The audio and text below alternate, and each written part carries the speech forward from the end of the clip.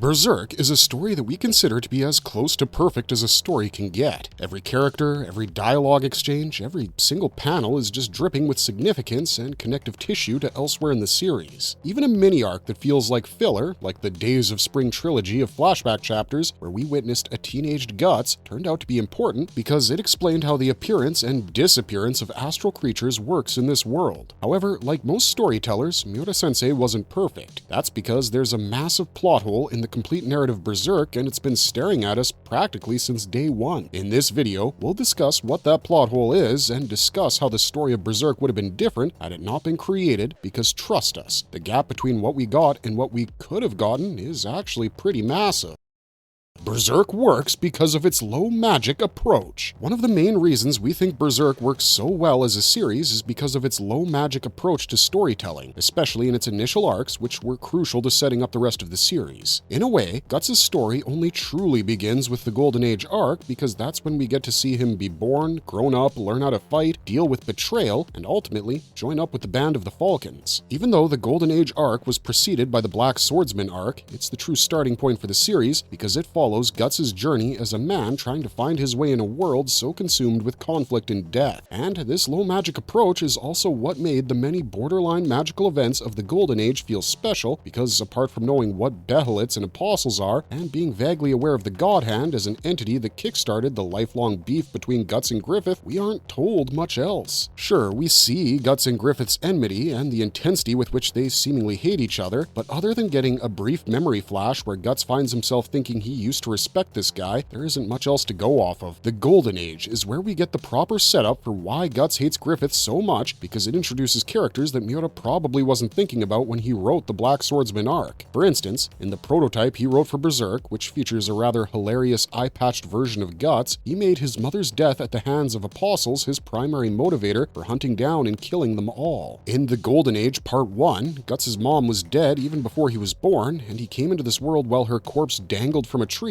with several other noosed-up bodies. Death was a part of him from the moment his adoptive mother shocked him back to life, and he learned the way of the sword by living and traveling with a mercenary band since he was born. This arc also introduced Guts' primary love interest, Casca, who ends up becoming the source of his black rage against Griffith and Apostle Kind, because she ends up filling the role Miura gave to Guts' mom in the prototype. It's what happens to Casca, not his mother whom he'd never known, that sets Guts on a path of destruction, and this entire narrative switch works because of the extremely low magic approach that the entire Golden Age had. There are maybe 2 or 3 characters in its complete 100+ chapters that make overt references to the arcane arts, and at least 2 of them are apostles themselves. In one of the final prelude chapters of the Golden Age arc, before Berserk transitioned into a proper serialized publishing schedule, we see that Griffith wears the Crimson Behelite around his neck, and because we've seen a Behelite before, we know that this thing will end up being responsible for whatever goes down between the 2 men. Then the second numbered chapter of Berserk introduces Zod to the story, who, after initially wanting to kill both Guts and Griffith for giving him such a good fight, decides to spare them because he knows what the latter's destiny is going to be. He sees Griffith's Crimson Behelite and realizes he's marked for ascension, and so he takes his leave after warning Guts that if he's Griffith's friend, then he should be careful. The day Griffith's ambition collapses, an inescapable death would pay a visit to him, and in that regard, Zod wasn't wrong. Guts does get marked with the brand of sacrifice, which does turn his every waking moment into a fight for survival, but we don't know all of this because Miura doesn't like explaining things until it's absolutely necessary. Perhaps the only character in the Golden Age arc who openly believes in and has had interactions with magical beings is Judo, who helped Guts recover from his mad stand against 100 Tudor knights by giving him some elf dust, which magically heals wounds at a rapid pace. We know that this is the case because we've already met Puck in the Black Swordsman arc, but if you tried reading Berserk in chronological order, then you wouldn't, considering that arc takes place 2 years after the eclipse. And finally, one of the biggest character encounters that ends up changing Guts' life takes place in chapter 37, which is when Skull Knight is introduced to the story. The wandering wraith walks out of the shadows on Guts' first night by himself in over 3 years and spooks the life out of him. He initially thinks that Skull Knight is another apostle, and his suspicions aren't alleviated by the cryptic warning he gives Guts, which he thinks is just like Zod's warning. We, the readers, can tell that this is yet another prophetic development environment, this time specifically related to Guts, because unlike the Zod warning, this one doesn't focus on Griffith at all. And after telling him that he needs to struggle, contend, and wriggle through the mud and blood if he wants to survive the coming eclipse, Skull Knight simply vanishes into the night sky whilst muttering something about a man with a broken sword to himself. Perhaps the first and only rather open reference to magic and arcana in the Golden Age arc occurs in chapter 74, when we see Rickert reaching the site of the eclipse with a mummer's troupe that has an actual real-deal fortune teller and also Puck. The fortune teller has a quick exchange with Puck after Ricky departs the troupe to go meet up with his comrades, and she uses a crystal ball to peer into Rickert's astronomical signs. She's horrified by the particularly ominous star alignment on his path, and Puck asks her whether they should stop him, but she, like many other magic practitioners we'll see later on in the series, believes that fate and destiny cannot be changed, and Rickert needs to experience what's coming because interference could end up making his future even worse. This opening sequence from chapter 74 does two things for the story. It formally introduces magic as a real thing, and it explains how judo got elf dust before it was supposed to be available, because it's implied that Rickert's mummer's troupe was the same one that judo worked with a long time ago. That means that Puck met both of the Falcon's best boys before he became Guts' manager / satchel squatter, but we're getting ahead of ourselves. The point we're trying to make here is that the relatively low amount of magic in Berserk's earliest arc, from a chronological perspective, is what made it such a morbidly intriguing read, because you had a vague idea of what was happening,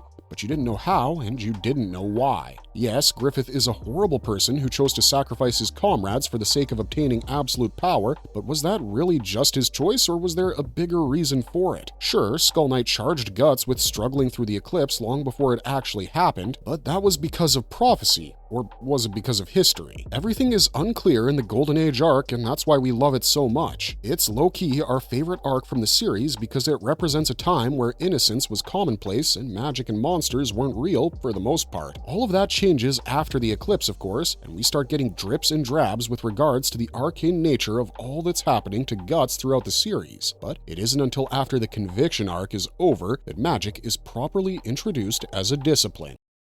Even when magic was introduced, it was kept aloof. The first proper, full-blown witch that we ever saw was Shirke. She was introduced in chapter 184, just as Griffith began his liberation of the Kushan siege of the city of Shet. Astrally projecting herself into the body of a bird, she flew to Shet and saw him and realized that the spiritual energy pouring off of him could only mean one thing. There was no doubt that he was the Falcon of Darkness, and this was the first time we saw astral projection as an arcane art form properly. Shirke's full debut took place in chapter 198 when she saved Guts' companions from a pack of trolls, and this was also the chapter where magic was explained for the first time. We saw Shirke and her elf companion Ivalira setting up talismans in the area surrounding the trolls, after which she created an invocation circle and told Isidro, Farnese, and Casca to get inside of it. Once they did, she started chanting spells in a language that's based on real-life Hebrew, and she used a clump of hair as a medium for fire magic, with which she burned the trolls away. Shirke warned the group to leave the place immediately because she thought they were just a bunch of normies who couldn't stand up to the might of the astral world, but little did she know this chance encounter was actually fated. She was reunited with Guts' companions just a couple of chapters after 198, and this is when magic gained a full-time presence in Berserk's story because Guts & Co. entered the spiritual abode of Shirke and her mentor, the witch we know as Flora. From chapter 198 to 203, we get a crash course on arcana in the world of Berserk, and it really went deep into the details of how magic truly works. It's all about belief and having the confidence in oneself to pull off things that normal humans can only dream of, and Shirke and Flora explain to us how elementals work, what a Behel it is, and why Guts can't use it to summon the God Hand at whim. We learned that exploring the higher mysteries is more art than warfare, and that the world Griffith wanted to create as the Falcon of Darkness would pervert everything magic truly stands for. You guys should really go check out those 5 chapters we just mentioned because they do a much better job of explaining things than we can, but the reason we brought it up in the first place is to explain to y'all that despite these explanations, the presence of magic itself was kept rather aloof by Miura sensei. Shortly after meeting Flora and Shirke, Guts takes on an assignment from them where he has to assist Shirke in clearing out a village that's been infested by a pack of trolls. During this mission, Shirke displays just how powerful a force magic can be when she summons a water nature spirit and washes away the trolls, kelpies, and a massive ogre that had somehow managed to enter the physical world. Her exchanges with the villagers, especially the village's priest, explains that the reason magic is not prevalent in the world anymore is because the Holy See stamped it out with prejudice and erected their own churches over spiritual spiritual grounds. This completely suppressed the power of arcana and sent creatures like trolls and elves into the realm of myth and folklore because they couldn't be seen anymore. There's a moment where the priest, who keeps trying to get Shirke to stop her heresy, takes a moment to consider whether what she's saying is true. If all one needs to do to perceive the spirits is to believe in their existence, then he too should have been capable of spiritual perception. When he focused his gaze on one spot where Shirke's magic had apparently burned a troll to death, he saw its body aflame and came to the profound realization that arcana is the truth of the world, and what makes it evident is personal belief in the spiritual. This was presented as the baseline reason for why no human being had seen an elf for centuries, and why Puck's presence with the traveling mummer troupe was such an oddity. Puck was the only elf whose presence had been openly acknowledged by human beings for the longest time, which had made perceiving him easier for people like Rickert and Judo. Judo was already spiritually sensitive before becoming a falcon, and Rickert was so young that he didn't really know anything about the strict scripture-based teachings of the Holy See, opting to perceive the world through his own innocent and untainted eyes. Also, it would have been kind of weird for Miura to not have his major characters interact with magical creatures when the entire foundation of Berserk is based on arcana. Judo was our gateway into this world, and Rickert has become quite an important person in terms of the knowledge he possesses and the inventions that he creates. Also, a couple of exposition characters like Morgan have also met witches in their past, but that's because the story demanded that. By and large, magic has been completely forgotten by the world, thanks to the Holy See's oppressive eradication of the practice, and most people would freak out if they saw an elf these days. Yes, part of that is because of the Apostle Rosine's pseudo-elf underlings, but mostly it's because of the systematic elimination of the belief in spiritual perception. Heck, there's even a sort of stealth mechanism built into this whole perception thing, because when our protagonists reach the city of Vertanis looking for a ship that can take them to Elfhelm, Puck and Ivalira fly off into the city to cause mischief because, according to them, they're invisible in places like Vertanis. Sure, if they were in a countryside village, they might have been spotted because the rural fringes of this world still cling to the old beliefs through the means of fairy tales and such, but in major metropolitan areas, Puck and Ivalira have a stealth mode thanks to people's collective disbelief in spiritual perception. This is also a major reason behind Griffith gathering up as many followers as he did, as rapidly as he did, because he knows that in a world without magic, his powers make him seem like a god. It's only after he triggers the great roar of the astral world that the planet-wide belief in spiritual creatures is rekindled, because the great roar merges the two overlapping realms of Berserk. Where the manifestation of Kliphoff was an oddity when it occurred, seeing dragons and goblins and all sorts of astral creatures is now commonplace, because the belief-based prerequisite has been almost removed entirely. It was the separation of the physical and astral worlds that made belief a necessity for spiritual perception, but now that they're one and the same, humanity finds itself struggling with its new reality because it simply wasn't prepared for a return to Fantasia. This is why we say that the biggest plot hole in Berserk had been staring us in our faces since the series began, because 30 years ago, when Kentaro Miura first released the Black Swordsman chapter, things played out quite differently.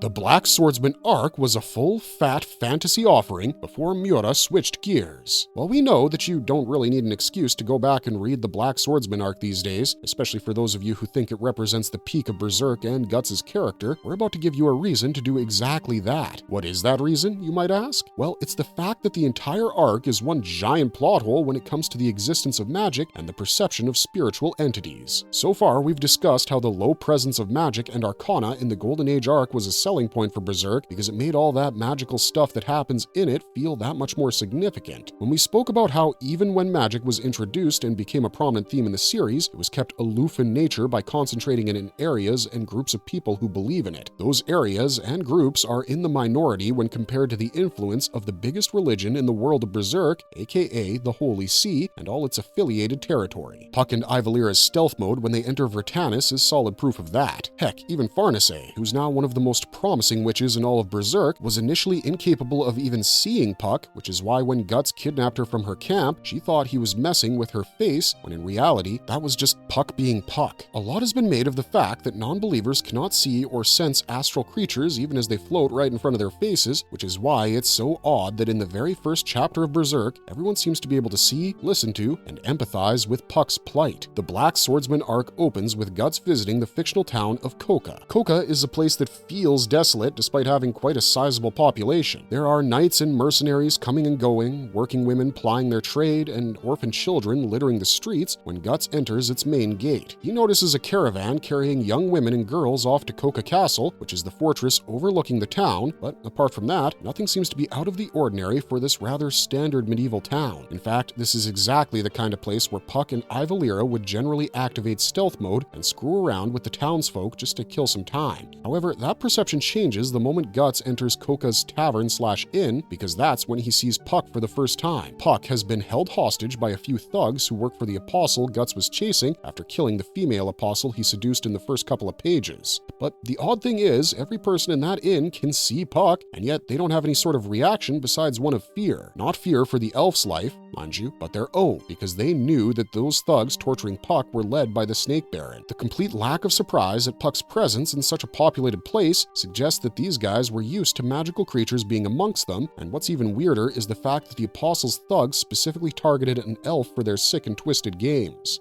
Thematically speaking, elves are the exact opposite of creatures like apostles and demons. They represent all that's good in this world, so it does make a certain amount of sense for an apostle's underlings to target an elf. But what's weird about the whole situation is that somehow they seem to be aware of this fact, and the lack of a reaction to Puck's presence in Koka isn't the only thing that struck us as odd about the whole arc. In the second ever chapter of Berserk, titled The Brand, Guts gives us what is perhaps the only proper explanation about how a particular kind of astral creature is created. This creature is called an incubus. You might recall them from the sporadic appearances they've made in the main series, where they give nightmares to all those they get their slimy tentacles on. They're the tiny little cyclops octopi that Puck always fails to protect Guts from somehow, and in the grand scheme of things, they're really not as important as apostles or daemons. But for some reason, Miura specifically mentions that an incubus is created from the mixture of the blood of a person who has died with hatred in their hearts, and that's an extremely specific description for a creature that doesn't even occupy the 10th spot in a top 10 list of evil and creepy monsters from Berserk. And if that wasn't strange enough for a series that was supposed to be low fantasy until Shirkei and Flora were introduced, we also have the strange laboratory of the enigmatic physician Vargas, who helps Guts with his third apostle hunt during the Black Swordsman arc. In The Guardians of Desire Part 1, after Guts infiltrates the city ruled over by the Slug Count and taunts him in public, he's cornered by the Count's guards, who can see Puck but don't react with disbelief at his presence, yet again. In fact, in that chapter we mentioned earlier, Guts hitches a ride with a caravan driver and his granddaughter, and while they seem to not believe in the existence of evil spirits and demons and the like, they react to Puck with mild amusement. But we're going off on a tangent a little bit, because what we really want to focus on is Vargas's lab. After rescuing Guts from the Count's guards, Vargas takes him to his home, and what we see among Vargas's many possessions isn't just macabre, it practically yells out that this guy has a morbid fascination with the bodies of all kinds of creatures. We see deformed babies stored in jars, the various skeletal remains of creatures ranging from dogs to what looks like a dragon skull, and most intriguingly, the pickled body of an elf, just like Puck. Also, Vargas interacts with Puck as though elves are nothing to write home about, as though they're as commonplace in the world of Berserk as horses and knights. Now, to be fair, there is one character in the entire Black Swordsman arc who cannot believe that Puck exists, the daughter of the Slug Count, whose name is Teresia. But that's because, since she was old enough to remember things, Teresia has been locked up in her bedroom by her apostle father. Her reaction to Puck randomly showing up at her window is understandable, because Teresia has never quite seen the world beyond her bedroom's doors, but the rest of the humans in that arc don't even seem to bat an eyelash at Guts' magical traveling companion, especially in settings like Koka and the Count's city, which the series later specifically singles out as locations where Puck's stealth mode works overtime. And generally speaking, the Snake Baron and Slug Count are part of a trend that is later bucked by the main story. In both the prototype for Berserk as well as the Black Swordsman arc, apostles are generally presented as people in positions of power who have been corrupted by the allure of evil. There's only one person in the numbered chapters of Berserk who's in a ruling position like these two, and that's the Dread Emperor Ganishka. Ganishka ended up becoming one of the greatest threats to humanity as a whole because of his status as an apostle. He nearly conquered the world with his demon army, whereas Snake Baron and Slug Count were content with ruling over their little corners of the world as long as they had a steady supply of bodies to violate and feast upon. It's also suggested that while their subjects and subordinates might not have known the truth of their exact nature, they were at least aware of the fact that they were demonic entities. This is in stark contrast to the main series, where apostles go to extreme lengths to cover their actual nature, which is especially true in the case of Ganishka, who somehow managed to create his Daka and Pishacha in complete secrecy while keeping his own status as an apostle hidden from even his top generals. So, collating all this this information and observing how it basically goes against everything that happens with regards to magic in the main series, we can come to a simple conclusion that Miura intended Berserk to be a hard fantasy series before making the decision to swift over to a soft fantasy approach. This explains everything about the main oddities of the Black Swordsman arc, where people don't even bat an eyelash at Puck's constant presence, whereas the village elder Morgan from the Millennium Falcon arc was seen as a bit of a kook for believing in witches like Flora and claiming to have interacted with her, which he actually did in his youth. Berserk being a hard fantasy story where magic and the arcane arts are commonplace would have been quite interesting because of the emphasis placed on things like that in later arcs, but at the same time, it would have explained way too much about things like the Eclipse and the God Hand way too early, and Miura went to the extent of deleting Chapter 83 from his series' continuity precisely because he wanted to preserve its inner machinations from his readers' eyes. That's why, in our opinion, the entire sequence of events that plays out in the Black Swordsman arc is one gigantic plot hole, because what other explanation is there for Puck not raising a single eyebrow throughout those 9 chapters? It makes a lot of sense to us that after establishing the core concepts of his series and introducing things like the Behelit and the God Hand, Miura pivoted to the much less magical narrative of the Golden Age arc because he must have realized his mistake quite early on. If he made Puck and the elves a staple of his world, then he'd have a hard time trying to justify keeping the God Hand's existence and the Behelit's nature a secret, because at some point, Guts would have had to meet a mage or a hedge wizard who could have explained everything he wanted to know. This would have been doubly true for his meeting with Flora, who's the only person in this series to have displayed a profound understanding of the astral world and its inner machinations and not been a resident of the magical island village called Elfhelm. While she knew what a Behelit was, how it roughly functioned, and who the God Hand's members used to be, she had no idea about the idea of evil because no one had ever managed to dive as deep as the Abyss with their luminous bodies and return to their physical bodies in one piece. And yet, the Black Swordsman arc was dropping exposition about Guts and the God Hand like it was nothing, with the Slug Count calling the former the enemy of all demons and Void the archangel of the latter organization. The only thing that can explain the disconnect between the Black Swordsman arc's events and the rest of Berserk is the fact that Miura initially wanted his series to have a hard fantasy setting and then switched to what we have today to preserve the sanctity of his world's secrets. And if that doesn't make the Black Swordsman arc the biggest plot hole in Berserk that's been staring us in our faces for over 30 years, then we don't know what is.